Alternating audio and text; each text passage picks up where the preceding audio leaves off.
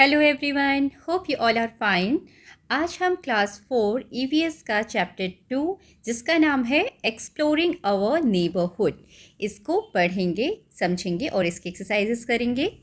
Exploring का मतलब है पता करना, ढूंढना, ठीक है, या खोज करना।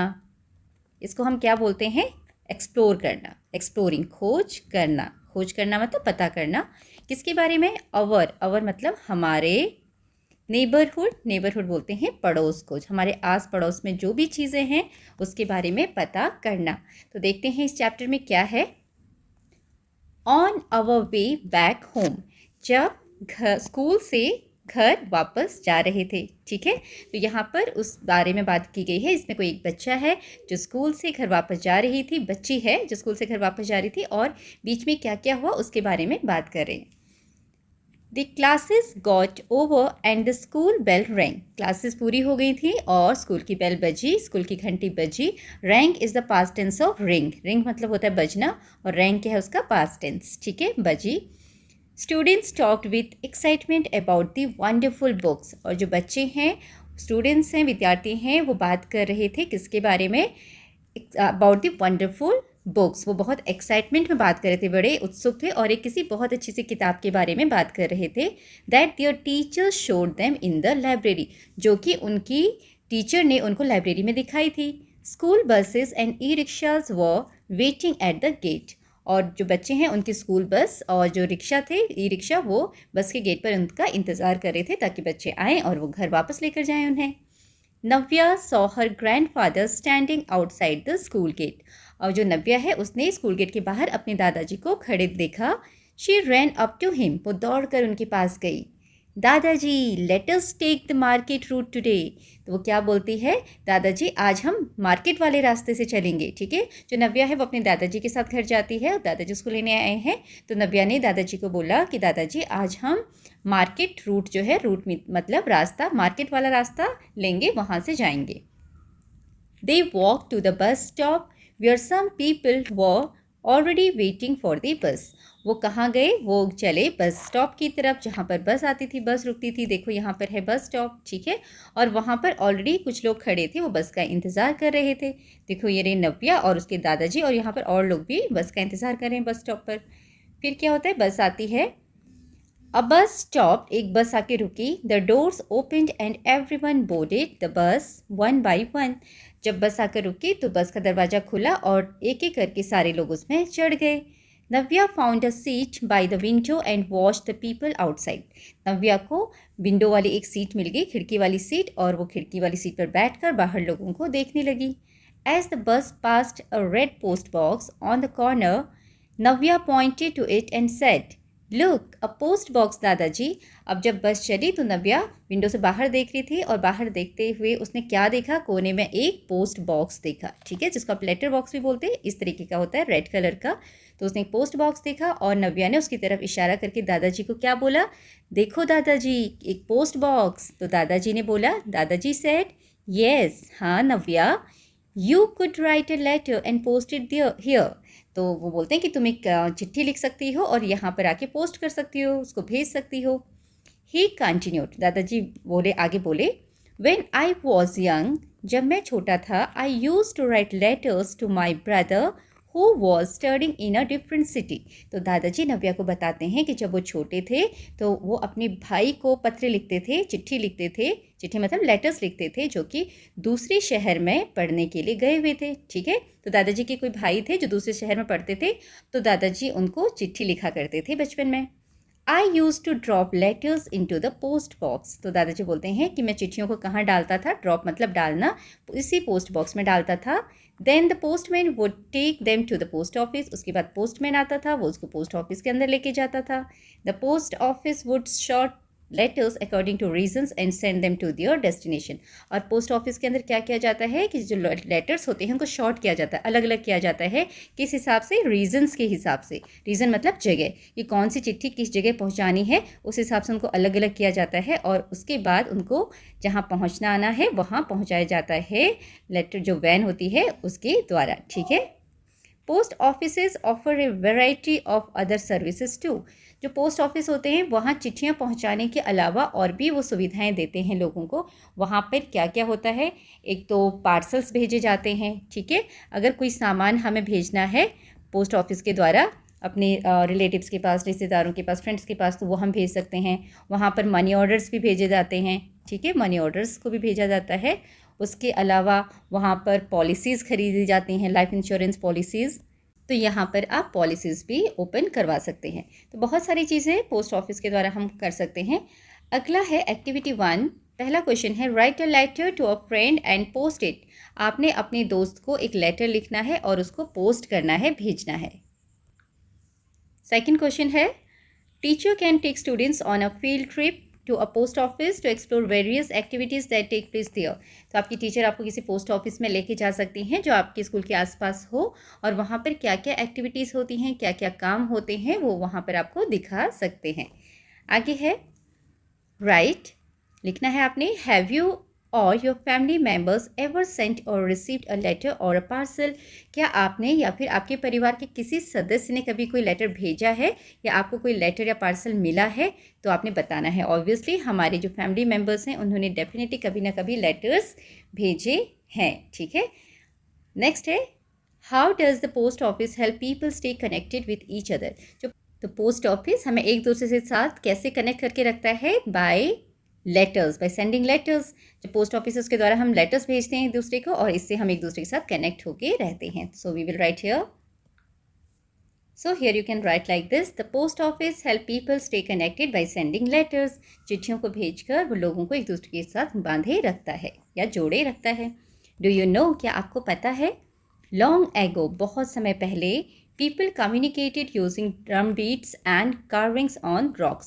बहुत समय पहले लोग एक दूसरे के साथ कैसे कम्युनिकेट करते थे, कम्युनिकेट करना मतलब एक दूसरे से बातचीत करना, एक दूसरे को कोई बात बताना, ड्रम बीट्स के द्वारा, ड्रम बजाकर, या फिर कार्विंग्स ऑन रॉक्स, पत्थरों के ऊपर उकेरते हैं, ठीक है। जैसे कोई पत्थर है, चट्टान है, उसके ऊपर निशान बना बना के कोई डिज़ाइन बनाया, कुछ लिखने का तरीका होता था उनका, उसको खोद खोद कर, ठीक है, क्या करते थे, रॉक्स के ऊपर कार्विंग करते थे। कार्विंग मतलब उसको खुदाई कर, खोदना, छोटा करके खोद के उस पर निशान बना के लिखना, उसको हम रॉक कार्विंग बोलते हैं। तो उस तरीके से वो एक दूसरे के साथ कम्युनिकेट करते थे। लेटर, बाद में क्या हुआ, people started sending letters carried by messengers and pigeons. उसके बाद लोगों ने चिट्ठियाँ लिखना शुरू किया, लेकिन उनको कौन लेके जाते थे, मैसेंजर, संदेशवाहक। पोस्टमैन नहीं हुआ करते थे, पोस्ट ऑफिस नहीं हुआ करते थे, तब कोई संदेशवाहक होते थे। देखो ये है एक संदेशवाहक, ठीक है, ये संदेश लेकर आ रहा है, संदेश मतलब चिट्ठी। और पिजन्स के द्वारा भी चिट्ठियाँ भेजी जाती थी, कबूतर भी चिट्ठियाँ लेकर जाते थे। फिर क्या हुआ, मच लेटर, और भी कुछ समय बाद, the postal service came into being. उसके बाद जो ये पोस्टल सर्विस है वो अस्तित्व में आई, पोस्ट ऑफिस बने, तब it was use to send letters, parcels and important documents to others. तब इससे हम क्या भेज सकते थे, चिट्ठियाँ, एक तो लेटर्स, दूसरे पार्सल्स, कोई सामान हमें भेजना है छोटा मोटा, और कुछ इंपॉर्टेंट डॉक्यूमेंट्स, कागजात भेजने हैं, तो वो हम उनको भेज सकते थे। विथ टाइम, समय के साथ, new inventions like the telephone, radio and television made it easier to communicate and share information. लेकिन फिर कुछ समय बाद क्या हुआ, क्या क्या बने, किस किस चीज़ का आविष्कार हुआ, टेलीफोन का, टेलीविज़न का, रेडियो का। इसके द्वारा लोगों को जानकारी मिलने लगी, इन्फॉर्मेशन मिलने लगी, खबरें मिलने लगी, और हम एक दूसरे के साथ बातचीत कर पाते थे, है ना। टेलीफोन के द्वारा हम बातचीत कर पाते थे, रेडियो के द्वारा, टेलीविज़न के द्वारा हमें इन्फॉर्मेशन मिलती थी, न्यूज़ मिलती थी। तो इस तरीके से इसका आविष्कार हुआ इन चीज़ों का, जिससे हमारे लिए आसान हो गया कि हम एक दूसरे के साथ कम्युनिकेट कर पाएँ। टुडे, और आज क्या है, we have mobile phones and computers that use internet. आजकल के ज़माने में हमारे पास मोबाइल फ़ोन्स हैं और इंटरनेट कंप्यूटर्स हैं जो कि इंटरनेट से चलते हैं, ठीक है। The internet help us connect with anyone and anywhere in seconds. जो कंप्यूटर और जो फ़ोन्स हैं, मोबाइल फ़ोन्स हैं, जो कि इंटरनेट की सहायता से चलते हैं, और इंटरनेट हम में से हर किसी को जो कहीं भी बैठा हो, सेकेंड्स में एक दूसरे के साथ कनेक्ट कर देता है ना। हम कोई भी कहीं भी किसी से भी सेकेंड्स में बात कर सकता है टेलीफोन के द्वारा, इस मोबाइल फ़ोन के द्वारा, और इंटरनेट के थ्रू, जो कंप्यूटर से हम ईमेल्स भेजते हैं उसके द्वारा हम एक दूसरे के साथ जल्दी से जल्दी कम्युनिकेट कर लेते हैं। Did you not have mobile phones? Navya asked। अब यहाँ पर नव्या दादाजी से पूछती हैं, दादाजी क्या आपके पास मोबाइल फ़ोन्स नहीं थे? दादाजी laughed। दादाजी हंसते हैं। No Navya, earlier we used to write letters। पहले हम लेटर लिखा करते थे, चिट्ठियाँ लिखा करते थे.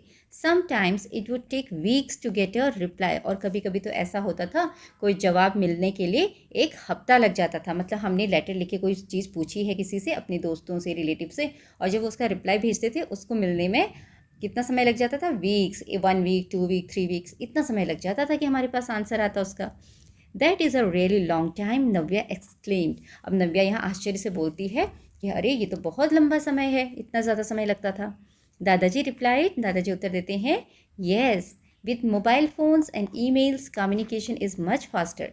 दादाजी बोलते हैं हाँ, मोबाइल फ़ोन से और ईमेल से जो कम्युनिकेशन है वो बहुत फास्ट हो गया है, बहुत तेज़ी से हम एक दूसरे से बातचीत कर सकते हैं. However sometimes I miss the joy of writing and receiving a handwritten letter. फिर दादाजी बोलते हैं लेकिन कभी कभी ऐसा होता है कि मैं बहुत याद करता हूँ, मिस करता हूँ उस समय को जब हम चिट्ठियाँ लिखा करते थे अपने हाथों से और रिसीव करते थे. उसमें बड़ा मज़ा आता था, है ना. तो आपने अगर कभी चिट्ठी लिखी हो तो आपको भी फील होगा कि कितना अच्छा लगता है जब आप खुद अपने हाथों से चिट्ठियाँ लिखते हो अपने दोस्तों को. और आपको अगर कोई चिट्ठी मिलती है आपके दोस्तों के हाथों के द्वारा लिखी हुई, तो यू विल इन्जॉय दैट. आप कभी कोशिश कीजिएगा, चिट्ठी लिखो और उसे सेंड करो, and you will also receive the letter from your friend. Then you will feel, तब आपको पता चलेगा कितना मज़ा आता है हैंड रिटन लेटर्स को पढ़ने का और भेजने में. ठीक है. इंटरव्यू विथ एल्डर्स, यहाँ पर एक एक्टिविटी 2 है, अपने बड़ों का इंटरव्यू लेना है. इसमें क्या करना है? Discuss with the elders in your neighbourhood and find out how they communicated with each other when they were of your as.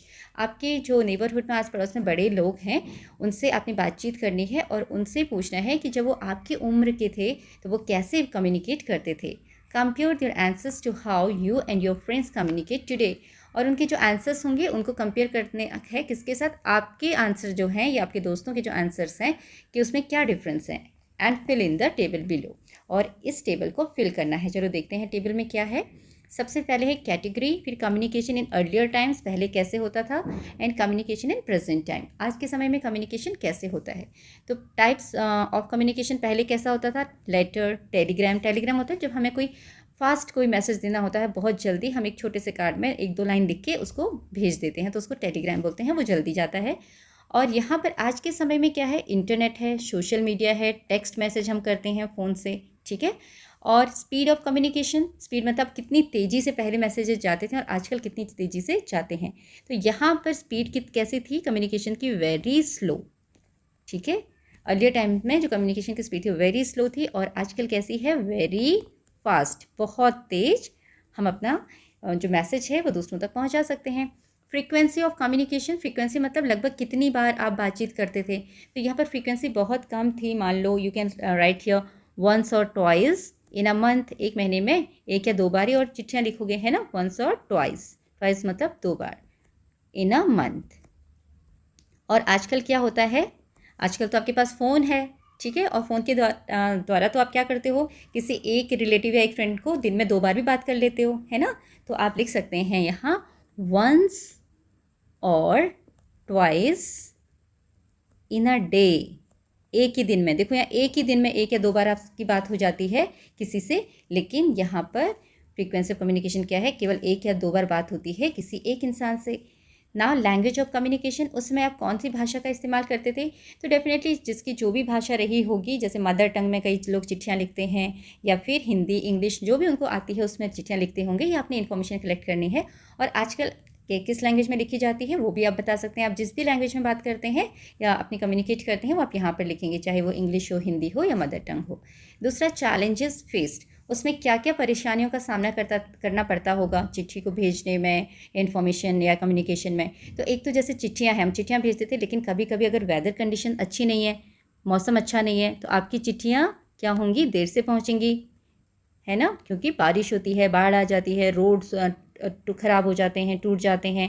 तो इससे जो वैन है, जो लेटर्स लेके जाती हैं, पोस्टल वैन है, उनमें दिक्कत, उनको जाने में दिक्कत होती है, तो टाइम लग जाता था. वेदर कंडीशंस वहाँ वो फेस करते थे.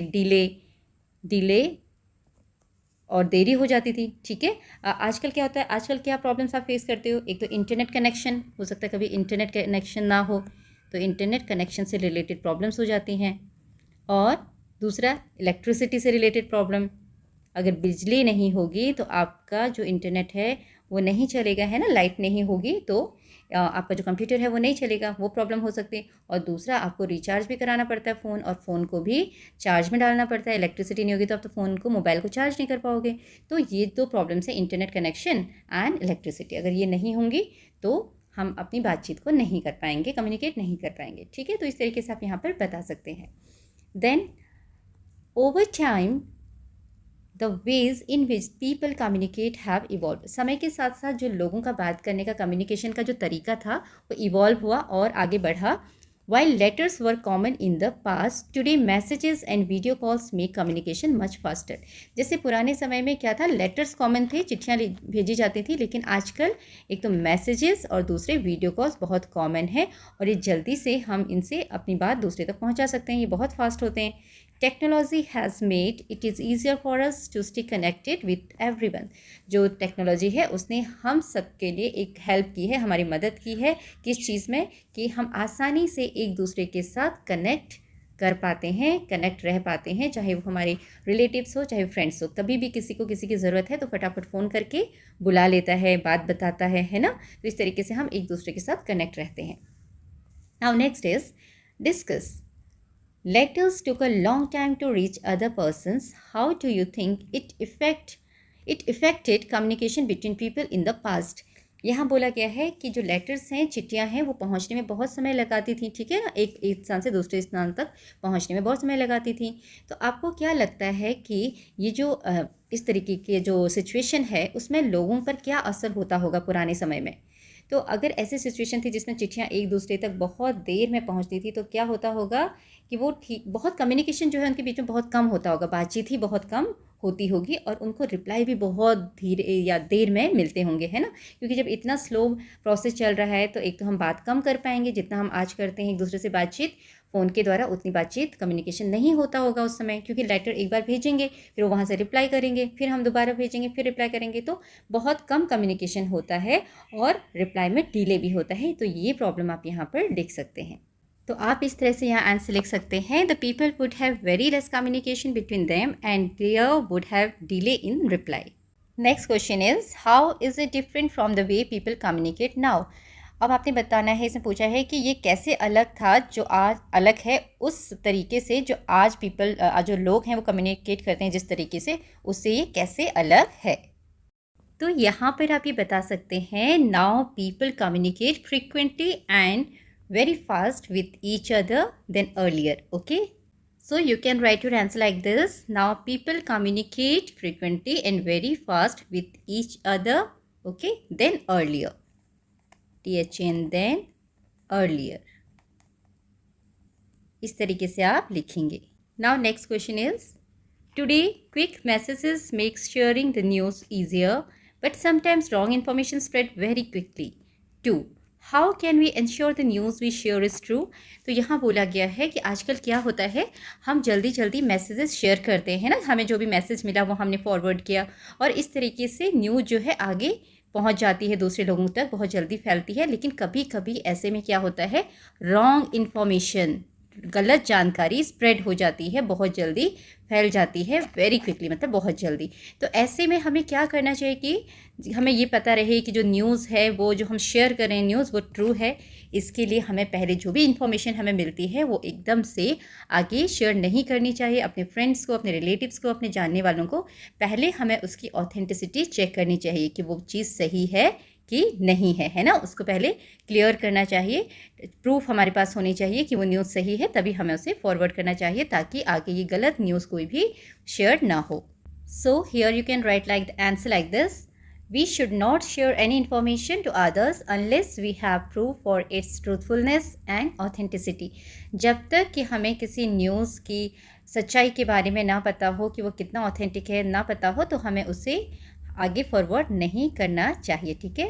सो you have to write here, we should not share any information to others unless we have proof for its truthfulness and authenticity. आगे बढ़ते हैं।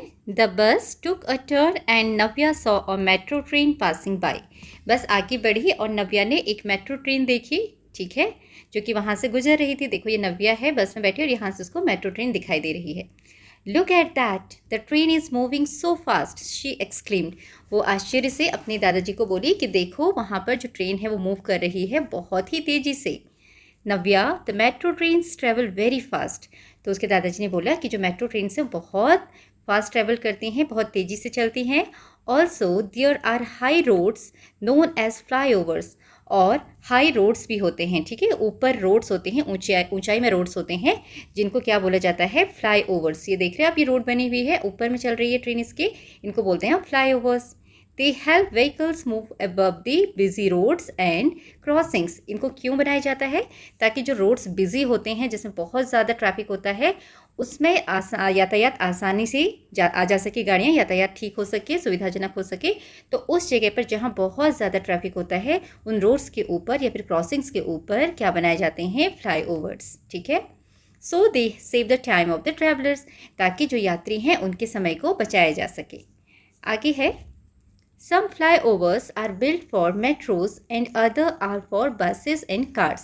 एक्सप्लेन दादाजी। दादाजी ने नव्या को बताया कि कुछ फ्लाईओवर्स किसके लिए बने होते हैं, मेट्रोज़ के लिए, मेट्रो जो ट्रेन होती हैं उनके लिए, और कुछ बसेस और कार्स के लिए भी फ्लाईओवर बनी होती हैं। दादाजी कंटिन्यूड, अब दादाजी बोलते रहे, बताते रहे। These modern facilities and services such as flyovers and metros have made life easier for us. दादाजी बोलते हैं कि जो ये मॉडर्न फैसिलिटीज़ हैं, बस की, फ्लाईओवर्स की, मेट्रो ट्रेन्स की, ठीक है, इससे हमारा जो लाइफ है वो आसान हो गई है। However, हालांकि many animals, birds and trees that used to be here are no longer around because of all the changes.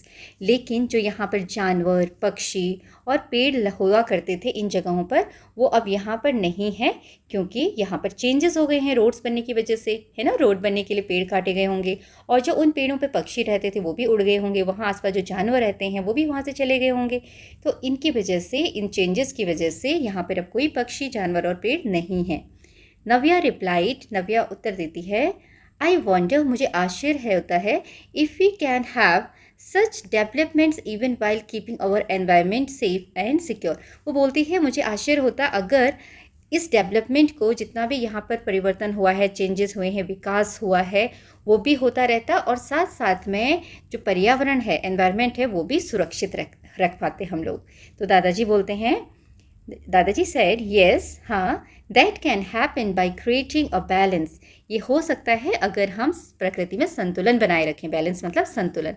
वो कैसे, if we plant trees we can keep our environment secure. अगर हम पेड़ लगाएं तो हम अपने पर्यावरण को सिक्योर, सुरक्षित बनाए रख सकते हैं। देखो, जहाँ भी अगर बिल्डिंग्स बनती हैं, रोड्स बनती हैं, कोई भी डेवलपमेंट होता है, कंस्ट्रक्शन होता है, वहाँ पर पेड़ काटे जाते हैं, लेकिन हम साथ साथ में जहाँ पर पेड़ काटे जा रहे हैं उसके बदले दूसरी जगह पेड़ लगाएं और आसपास की जगहों में पेड़ लगाएं, तो प्रकृति का संतुलन बना रहेगा, ठीक है। Next is, there is a question, which mode of transportation do you use the most. आप ट्रांसपोर्टेशन का कौन सा मोड इस्तेमाल करते हैं, मतलब यातायात का कौन सा साधन आप इस्तेमाल करते हो ज़्यादातर। तो आप यहाँ पर जो भी इस्तेमाल करते हो, चाहे कार हो, बस हो, ट्रेन हो, एरोप्लेन हो, ठीक है, उसका नाम आप यहाँ पर लिखेंगे। वट एवर यू यूज़, आप जो भी इस्तेमाल करते हैं, जिससे आप ज़्यादा इस्तेमाल करते हैं उसका नाम आप यहाँ लिखेंगे। Second, can you identify the structures in the pictures and explain how they have made travel faster and connectivity better? तो यहाँ पर आपसे इनका नाम पूछा गया कि ये कौन कौन से स्ट्रक्चर हैं और इससे हमारा जीवन कैसे, जो हमारी यात्रा है वो कैसे सुविधाजनक, तेज हो गई है और कनेक्टिविटी बेटर हो गई है। तो ये ऐसी चीज़ें हैं, ऐसे कंस्ट्रक्शंस हैं जिससे क्या हुआ है, हम फटाफट एक जगह से दूसरी जगह जा सकते हैं, है ना, बिना किसी परेशानी के। इससे हम दूसरे लोगों से अच्छी तरीके से कनेक्ट रहते हैं। और ये क्या क्या है, सबसे पहले ये है आपका फ्लाईओवर, जिसके बारे में अभी आपने पढ़ा, ठीक है। ये है ब्रिज, नदी के ऊपर ब्रिज बना हुआ है लकड़ी का। ये है train, okay. Then this is aeroplane, and next ये है आपकी मेट्रो। नेक्स्ट इज़ ये आपके हैं, जैसे आप बोलते हो ना, ट्रॉलीज़, पहाड़ों पे यूज़ होते हैं, पहाड़ों पे ऊपर, पहाड़ों पे चढ़ने के लिए ट्रॉली यूज़ की जाती है। तो इस तरीके से आप इनका नाम लिखेंगे। इसको हम रोप वे भी बोलते हैं। क्या बोलते हैं, ropeway, okay. Next is, find out how did your parents and grandparents go to school और other places when they were of your age. जब आपके ग्रैंड पेरेंट्स या आपके पेरेंट्स आपकी उम्र के थे तो वो स्कूल कैसे जाते थे, एक जगह से दूसरी जगह कैसे जाते थे? Is it different from how you travel today? क्या ये उससे अलग है जैसे आप ट्रैवल करते हो आज, उससे अलग है जब वो जाते थे अलग तरीके से जाते थे? Note it down below. यहाँ पर आपने लिखना है, आपने यहाँ पर लिखना है कि आप कैसे जाते हो। मान लो आप बस से जाते हो स्कूल, ठीक है, या फिर कार से जाते हो, और पेरेंट्स किससे जाते हैं? फॉर एग्जाम्पल हो सकता है वो बाइसिकल यूज़ करते होंगे, ठीक है, इस तरीके से आप लिख सकते हैं। Then grandparents on foot, पैदल चल के जाते थे, उनके पास कोई व्हीकल नहीं था। You can ask your parents and grand parents, this is just for example, ये एग्जाम्पल के लिए लिखा है, आप ये अपने पेरेंट्स और ग्रैंड पेरेंट्स से पूछ के लिख सकते हैं। After some time a few people got down at the bus stop which was near a hospital. उसके बाद जो उनकी बस है जिसमें बच्चे बैठी थी, नव्या और उसके ग्रैंडफादर, वो कहाँ जाके रुकी? एक बस स्टॉपेज, और उसके पास ही क्या था? एक हॉस्पिटल, ठीक है। और Navya noticed a banner outside the hospital that set, और उस हॉस्पिटल के बाहर एक बैनर लगा हुआ था जिसमें लिखा हुआ था, नव्या की उसमें नज़र गई, उसमें क्या लिखा हुआ था? आई चेकअप कैंप। आई चेकअप मतलब आंखों का जब चेकअप होता है उसको बोला जाता है, और कैंप, ठीक है, शिविर। मैनी पीपल वो गोइंग टू दैट हॉस्पिटल, और वहाँ पर बहुत सारे लोग उस हॉस्पिटल में जा रहे थे, ये नव्या ने देखा। What is this? Why are so many people coming here? She asked, her eyes got wide with wonder.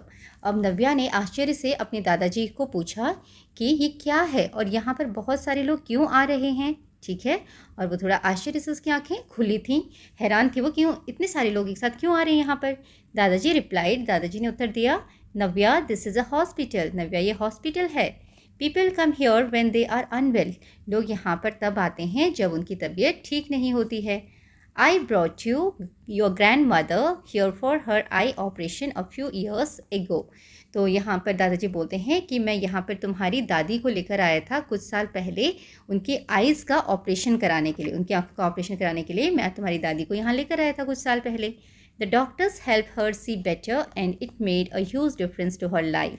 Doctors ने क्या किया? उसकी हेल्प की, उसका ऑपरेशन किया, जिससे दादी थोड़ा अच्छे से देखने लगी और उनकी ज़िंदगी में भी बदलाव आया। This hospital is such an important part of our community. ये जो हॉस्पिटल्स हैं, अस्पताल हैं, हमारी जो कम्युनिटी है, सोसाइटी है, उसका बहुत इम्पॉर्टेंट हिस्सा हैं, ज़रूरी हिस्सा हैं, है ना। क्योंकि अगर हॉस्पिटल नहीं होंगे और कोई बीमार पड़ेगा तो वो कहाँ जाएगा, उसका इलाज कहाँ होगा, और इलाज तो बहुत ज़रूरी है, ठीक होना ज़रूरी है ना। तो इसलिए हॉस्पिटल बहुत ज़रूरी होते हैं।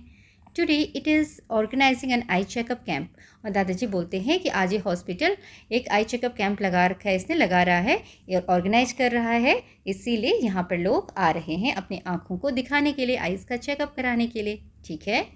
नेक्स्ट इज राइट, लिखो। List the people who works at a hospital और अ हेल्थ सेंटर, उन लोगों के नाम लिखने हैं आपने जो हॉस्पिटल में काम करते हैं या हेल्थ सेंटर में। And write down their role in the following table, और उनका क्या काम है वो भी आपने यहाँ पर बताना है। One example has been given in the table, इस टेबल में एक एग्जाम्पल आपके लिए दिया हुआ है। तो सबसे पहले दिया हुआ है डॉक्टर। डॉक्टर क्या करते हैं? Treats patients and prescribes medicines. जो डॉक्टर्स होते हैं वो पेशेंट्स का इलाज करते हैं, मरीजों का इलाज करते हैं, और उन्हें दवाइयाँ लिख कर देते हैं, बताते हैं कि उन्हें कौन सी मेडिसिन लेनी है। नर्स क्या करती हैं? They look after the patient, okay, look after the patients, वो पेशेंट्स की देखभाल करती हैं, ठीक है। देन लैब टेक्नीशियन कौन होते हैं? Lab technician. लैब टेक्नीशियन क्या करते हैं? वो लेबोरेटरी में टेस्ट करते हैं, किसका? पेशेंट्स की जो सैंपल्स होते हैं, जैसे कि ब्लड टेस्ट, यूरिन टेस्ट, ठीक है, ताकि पता चले कि पेशेंट को क्या बीमारी है। तो यहाँ पर आप लिखेंगे perform laboratory test, laboratory tests of patient samples, patients sample, ठीक है, जैसे कि ब्लड टेस्ट और यूरिन टेस्ट। देन उसके अलावा और कौन होते हैं वहाँ पर? और वहाँ पर होते हैं वार्ड बॉय, आप लिख सकते हैं यहाँ पर वार्ड बॉय। वार्ड बॉय का क्या काम होता है कि वो जो पेशेंट्स हैं उनको हेल्प करते हैं, उनकी जो बेसिक नीड्स हैं उनको पूरा करने में। मान लीजिए उनको पानी पीना है, खाना खाना है, एक जगह से दूसरी जगह जाना है, इसमें हेल्प करते हैं। और वहाँ पर साफ़ सफाई के काम में भी वो हेल्प करते हैं ताकि मरीजों के लिए जो वातावरण है वो कंफर्टेबल बना रहे। तो आप यहाँ लिखेंगे, ये करते हैं assisting patients, assisting patients with their basic needs, जो भी उनकी ज़रूरतें हैं मेन उनको पूरा करते हैं।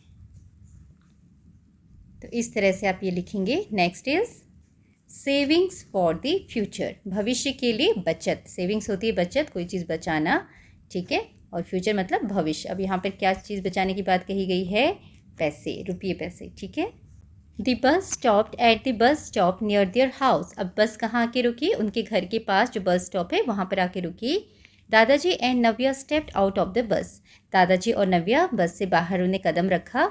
On the way home they walk to a bank that had an ATM। और जब वो घर की तरफ आ रहे थे तो वो कहाँ पर गए? एक बैंक में जहाँ पर एक ATM था, ठीक है। ATM क्या होता है? What is this machine? दादाजी, अब यहाँ पर नव्या ने पूछा क्यूरियसली, उत्सुकता से नव्या ने उस मशीन को देखकर पूछा कि दादाजी ये क्या है? तो दादाजी ने क्या बोला? This is an ATM। ATM का मतलब क्या है? Short for automated teller machine. ये है उसका फुल फॉर्म, ऑटोमेटेड, T से टेलर, M से मशीन, ठीक है। दादाजी एक्सप्लेन्ड, दादाजी ने उसको समझाया। It help us take out money any time we need it.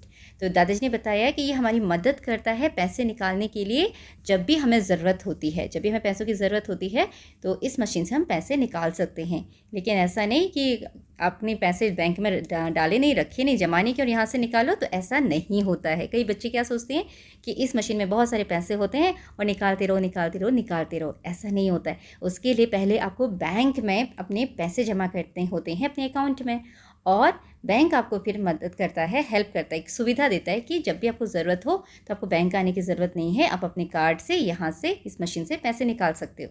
तो इसका मतलब समझे कि पहले अगर आपको पैसे निकालने इस मशीन से, तो पहले आपको पैसे जमा भी करवाने होंगे बैंक में, तभी जाके आप पैसे निकाल पाओगे, ठीक है। Navya asked, but why do we keep our money in the bank दादाजी? अब नव्या बोलती है, लेकिन दादाजी हम अपने पैसे बैंक में क्यों रखते हैं? Banks are a special place your money is kept safe. Bank क्या है? एक स्पेशल जगह होती है जहाँ पर पैसों को सुरक्षित रखा जाता है। वो हमारे पैसों को सेफली रखते हैं, ध्यान से रखते हैं, इसलिए हमें बैंक की ज़रूरत होती है। They also help us save money for our future needs. और बैंक हमारी इस काम में भी मदद करते हैं, किस काम में? कि वो हमारे मनी को बचा के रखते हैं, सेव रखते हैं, ताकि भविष्य में कभी भी हमें ज़रूरत हो तो हम उसका इस्तेमाल कर सकें, ठीक है। दादाजी रिप्लाइड, ये उत्तर कौन देता है? दादाजी बोलते हैं ऐसा। When I was of your age, we did not have ATMs. दादाजी बोलते हैं जब हम तुम्हारी उम्र के थे उसमें हमारे पास ATMs नहीं होते थे। We had to visit the bank and wait in long queues. तब हमें बैंक जाना पड़ता था और वहाँ लंबी लाइन में खड़ा रहना पड़ता था। क्यूज़ मतलब होती है line, okay. Also we used money orders to send money through the post office. तो यहाँ पर दादाजी बताते हैं कि हम पोस्ट ऑफिस से पैसे भेजने के लिए मनी ऑर्डर्स का भी इस्तेमाल करते हैं। But now we can use mobile phones to send money online within seconds. मामा maternal uncle sent money to my mother to buy gifts for us this Raksha Bandhan, Navya said excitedly. ठीक है।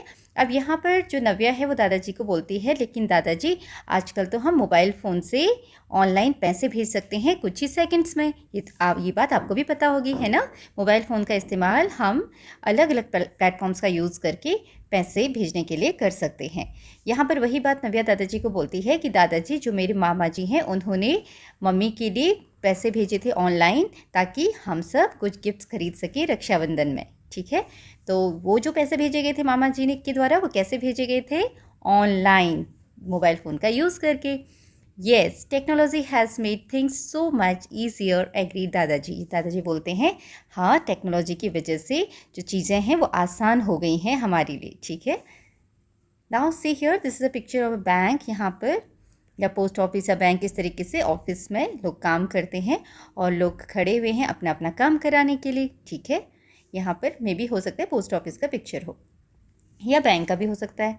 Discuss, if you had to send money to someone which method would you choose. अगर आपको किसी को पैसे भेजने हो तो आप इसमें से कौन सा तरीका अपनाएंगे? Using a phone, money order और सम अदर मोड, वाई। तो आपने यहाँ पर बताना है कि आप कौन सा तरीका अपनाएंगे। तो यहाँ पर हम लिख सकते हैं using a phone because it takes just few second to send the money, क्योंकि फ़ोन का इस्तेमाल करके जब हम ऑनलाइन पैसे भेजते हैं उसमें कुछ ही सेकेंड्स लगते हैं। तो हम यहाँ पर इस तरीके से लिख सकते हैं, I would choose a phone because it takes just seconds to send the money.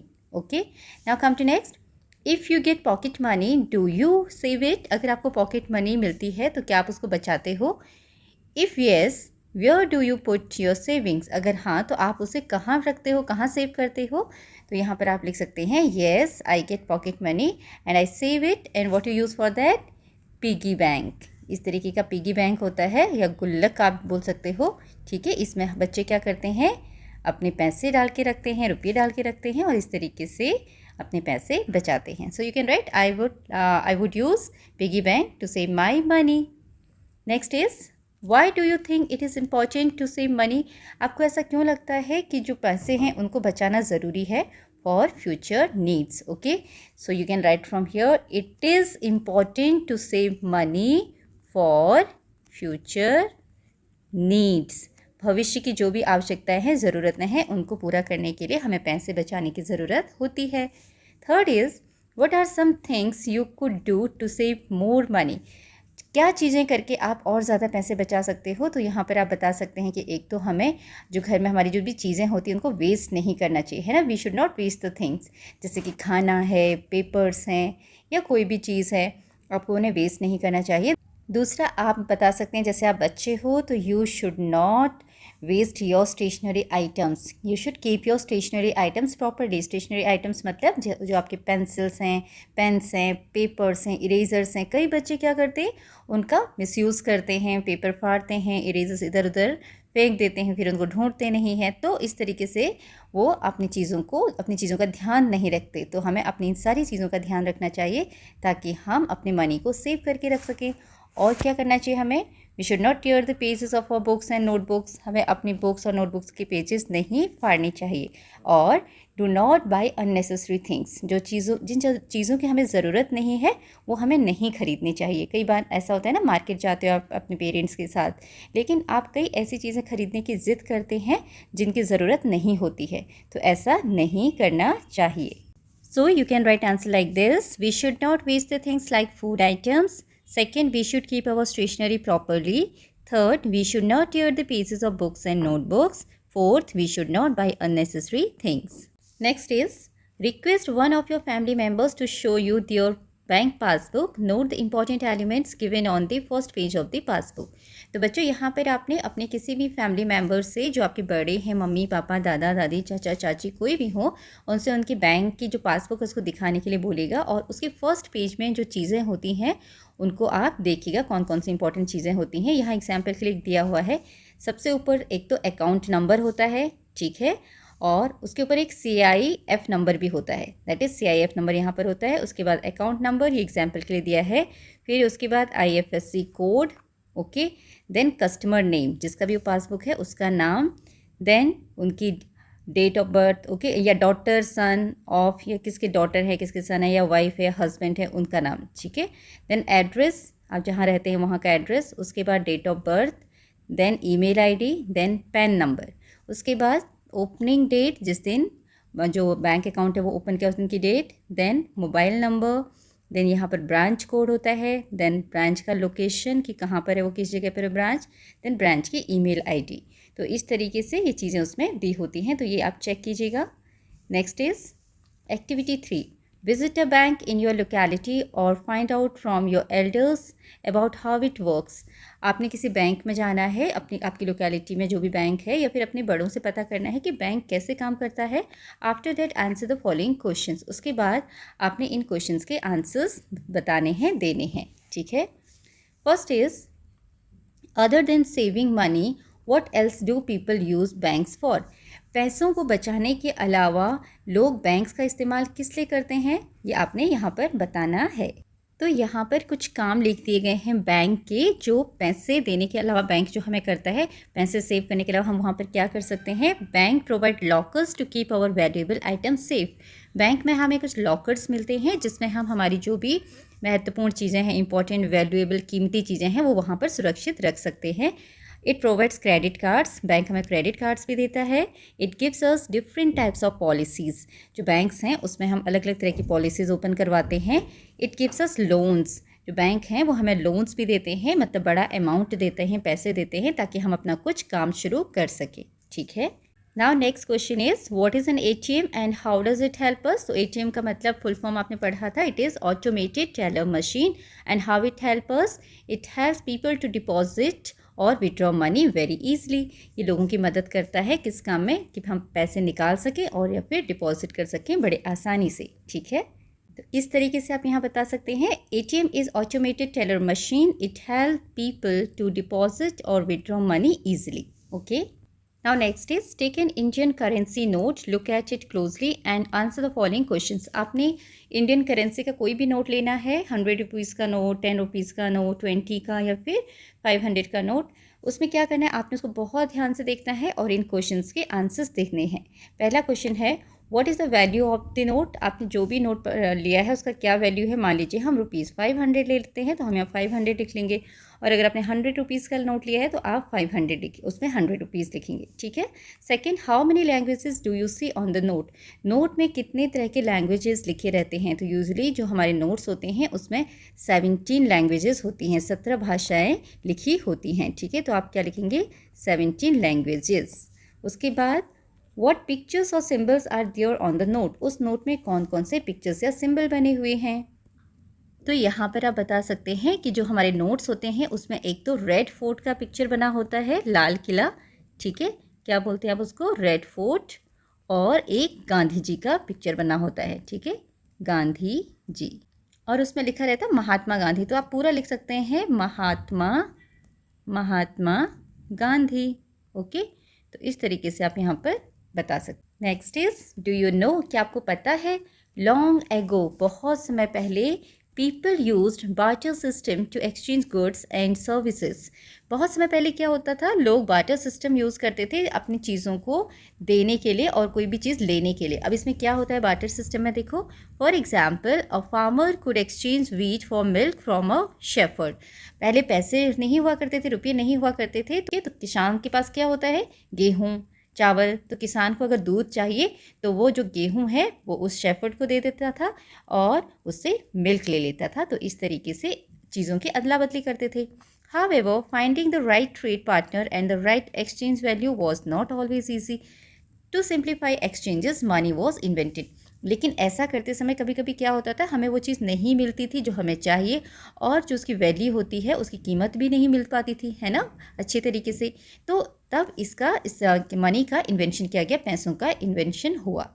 Looking around the neighbourhood, अपने आसपास देखना। As soon as they reached home, Navya ran to her brother and shared her experiences with him. जैसे ही वो घर पहुँची, नव्या दौड़कर अपने भाई के पास गई और उसने जो भी एक्सपीरियंस किया वो उसको बताया। Public places help people by providing services related to health, safety, cleanliness और the environment. ओके, तो जो पब्लिक प्लेसेस होते हैं वो लोगों की मदद करते हैं बहुत तरह के सर्विसेज देने में, जैसे कि जो कि हेल्थ से रिलेटेड होते हैं या फिर सुरक्षा से रिलेटेड होते हैं, साफ़ सफाई से रिलेटेड होते हैं या वातावरण से रिलेटेड होते हैं। दीज में include places like hospitals, banks, post offices, police stations, public libraries, बस स्टेशंस एक्सेट्रा। तो ये कौन कौन सी चीज़ें होती हैं, सुविधाएँ होती हैं जो हमें मिलती हैं और किन किन जगहों से मिलती हैं। हॉस्पिटल से, ठीक है, हमें हेल्थ की सुविधा मिलती है, हेल्थ से रिलेटेड। बैंक्स होते हैं, पोस्ट ऑफिस होते हैं, पुलिस स्टेशंस होते हैं, पब्लिक लाइब्रेरीज़ होती है जहाँ पर जाके हम पढ़ सकते हैं, बस स्टेशंस होते हैं जहाँ से हम बस में बैठकर यात्रा कर सकते हैं। तो ये सारे पब्लिक प्लेसेस होते हैं जो हमारी हेल्प करते हैं। Navya brought a pencil and paper and set down to draw her neighbourhood. अब नव्या एक पेन और एक पेपर और पेंसिल लेकर आई और नीचे बैठ गई ताकि वो अपना जो नेबरहुड है उसको ड्रॉ कर सके कि उसके घर के आसपास क्या क्या है। On the basis of the rising sun she identified the east direction. उगते हुए सूरज के डायरेक्शन से उसने किसका पता लगाया कि वो ईस्ट डायरेक्शन है, कि सूरज कहाँ से उगता है, ईस्ट से। तो इस बेसिस पर उसने अपना घर का या फिर उसके आसपास का पिक्चर बनाना शुरू किया।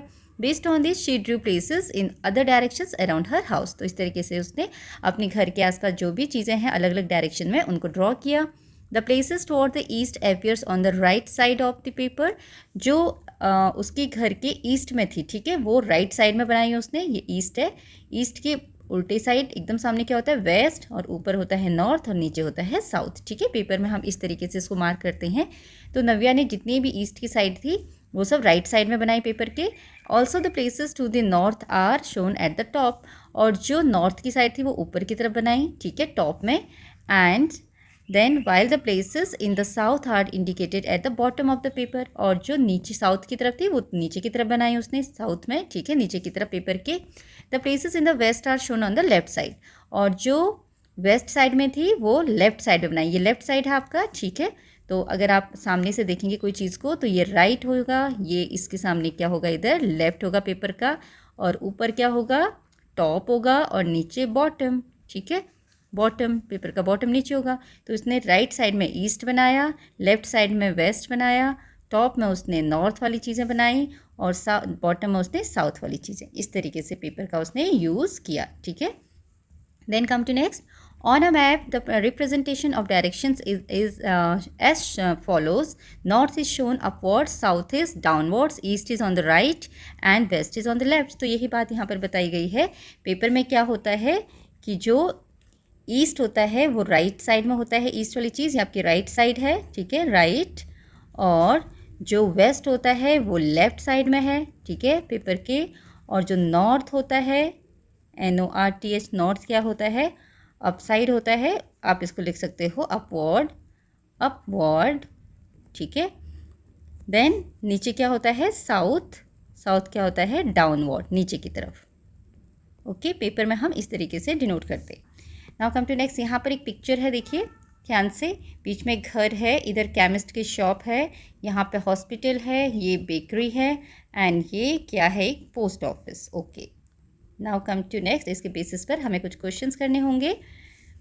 Look at the picture above, यहाँ लिखा है look at the picture above and write down the places located in the north, east, west and south of Navya's house. तो ये नव्या का घर है, और नव्या के घर के नॉर्थ में क्या है, ईस्ट में क्या है, वेस्ट में क्या है, साउथ में क्या है, तो वो हमें लिखना है। सबसे पहले नॉर्थ है, देखो नॉर्थ किस साइड होता है, ये नव्या का घर है, तो अपवर्ड, इस ऊपर की तरफ नॉर्थ हम डिनोट करते हैं। तो ऊपर की तरफ क्या है, नॉर्थ में हॉस्पिटल, ठीक है, यहाँ पर आप लिखेंगे हॉस्पिटल, इस तरीके से। देन ईस्ट, ईस्ट हम किस साइड शो करते हैं, राइट साइड में, ये राइट साइड है, ये ईस्ट है। तो यहाँ पर क्या है, केमिस्ट शॉप, तो आप क्या लिख सकते हो यहाँ पर, केमिस्ट शॉप। ओके, और केमिस्ट शॉप को आप क्या लिख सकते हो, और मेडिकल स्टोर है ना, मेडिकल स्टोर भी लिख सकते हैं, उसमें कोई दिक्कत नहीं है। देन वेस्ट में, वेस्ट हम कैसे डिनोट करते हैं, जो लेफ्ट साइड में, ये है लेफ्ट साइड, यहाँ पर क्या है, बेकरी, एक बेकरी है। So you have to write here bakery, BAKERY, bakery. Then south, south कहाँ डिनोट करते हैं, नीचे की तरफ, डाउनवर्ड। तो साउथ में क्या है, post office. So here you have to write post office, like this you have to complete it. Okay, come to next. Look at the picture on the next page and imagine your school at the center. Name the building or areas near your school and write the directions they are situated in the given space. तो बच्चों यहाँ पर आपने क्या करना है, अपनी खुद से लिखना है। यहाँ पर मान लीजिए ये आपका स्कूल है, ठीक है, तो आपके स्कूल के ईस्ट में क्या है, वेस्ट में क्या है, नॉर्थ में क्या है, और साउथ में क्या है, ये आप वहाँ पर अपने स्कूल के हिसाब से बताएंगे। हो सकता है आपके स्कूल के ईस्ट में कोई मंदिर हो, वेस्ट में कोई पार्क हो, ठीक है। तो इस तरीके से जो भी है आप अपने स्कूल को इमेजिन करके यहाँ पर लिखेंगे। Now come to next. Imagine you are giving direction to a friend to visit your favourite place near your school. Imagine करो कि आप अपने किसी दोस्त को अपने स्कूल के पास कोई फेवरेट प्लेस विजिट करने के लिए बोल रहे हैं और उसको डायरेक्शन दे रहे हैं. How would you explain it using directions left right forward backward etcetera and landmarks. तो उससे आप लेफ़्ट राइट फॉरवर्ड बैकवर्ड इनका यूज़ करके, लैंडमार्क्स का यूज़ करके कैसे बताएंगे कि वो जगह कहाँ पर है. लैंडमार्क मतलब कोई इंपॉर्टेंट प्लेस है वहाँ पर उसके आसपास, तो वो चीज़ आपने बतानी, उसको लैंडमार्क बोलते हैं. तो यहाँ पर आप प्लेस का नाम लिख सकते हैं, जैसे कि कोई ग्रीन पार्क लिख सकते हो आप. ठीक है, ग्रीन पार्क. आपके स्कूल के पास कोई ग्रीन पार्क है, उसको विजिट करना है, तो आप उसे कैसे इंस्ट्रक्शन दोगे. तो आप इस तरह से लिख सकते हैं, from school go towards right, there will be a temple, from temple move 200 metres forward, forward मतलब आगे, and then turn left. On 100 metres you will see a big gate, enter inside the gate, now you are in Green Park. ठीक है, इस तरीके से आप उसको directions बता सकते हैं. ज़रूरी नहीं कि आप सारे वर्ड्स का यूज़ करें, कुछ वर्ड्स का आप यूज़ कर सकते हैं और कुछ आप छोड़ भी सकते हैं. बस ये है कि आप उसको सही से गाइड करें ताकि वो सही जगह पर पहुंच जाए. Now come to next. Draw a map showing the route from your school to the public library or any such place near your school. Identify landmarks like park, shop, hospital, bus stops, etc. on the map. तो बच्चों ये आपकी activity है, you can take it as a project. आपको अपने घर से क्या करना है, स्कूल तक, घर से कोई ऐसे प्लेस का वो बताना है, मैप बनाना है यहाँ पर जहाँ कहीं भी आप विजिट करना चाहते हो. It could be a school library, public library और एनीथिंग एल्स. ठीक है, जहाँ भी आप जाना चाहते हो. और रास्ते में क्या क्या है वो भी आप यहाँ पर दिखाओगे, अपना रास्ता दिखाओगे इस तरीके से. मान लीजिए आप एक टेम्पल जाना चाहते हो, मंदिर में जाना चाहते हो. ठीक है, तो मंदिर में क्या क्या है, मंदिर तक पहुँचने के लिए आपको घर से निकल के किस तरफ जाना होता है, रोड इस तरफ है, रास्ते में क्या आता है.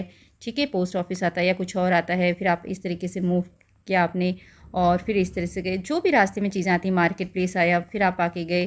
तो यहाँ पर इस तरीके से आपने पिक्चर बनानी है, तो ये आप अपने आप करेंगे. Then come to next.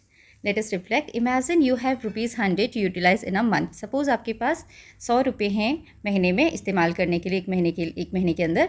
Your task is to plan how to spend and save wisely. तो आपका काम क्या है कि आप कैसे सेव इसको स्पेंड करोगे, खर्च करोगे और कितना आप बचाओगे, बड़े ध्यानपूर्वक. ठीक है, बड़ी होशियारी से आपने सोचना है. Think about your expenses for stationery, snacks, toys etcetera. तो अपने खर्चे, आपके खर्चे कहाँ कहाँ पर होंगे. स्टेशनरी में मतलब जो भी आपकी चीज़ें होंगी, बुक्स, पेंसिल, इरेजर्स. ठीक है, उसके लिए स्नैक्स आप खरीद सकते हो, टॉयज़ खरीद सकते हो, जो भी आपको खरीदना है. Decide how much you will save in your piggy bank and how much you will use for your expenses. आपने डिसाइड करना है कि कितना आप बचाओगे अपने पिगी बैंक पर और कितना आप खर्च करोगे. एक्सपेंस मतलब खर्च करना. After making this plan think about how saving money could help you in the future. इसके बाद आपने सोचना है ये सब करने के बाद कि पैसे बचाने से आपको फ्यूचर में कैसे हेल्प मिलेगी. अगर आपके पास पैसे बचे हुए हैं तो आप क्या आपकी मदद हो सकती है फ्यूचर में. Use the table below to create your budget. और नीचे ये टेबल आपको यूज़ करनी है, किस तरीके से आप अपना बजट इस्तेमाल करोगे, बजट बनाओगे. तो यहाँ पर आप अपने हिसाब से अपनी सेविंग्स लिख सकते हैं कि कितना आप बचाओगे और कितना खर्च करोगे, और आपने बचाया है इतना तो क्यों बचाया, why did you choose this amount. जैसे मान लीजिए आपने 70 रुपीज़ बचाए, तो 70 रुपीज़ क्यों बचाए वो आपने बताना है, so that you can use it in future, है ना.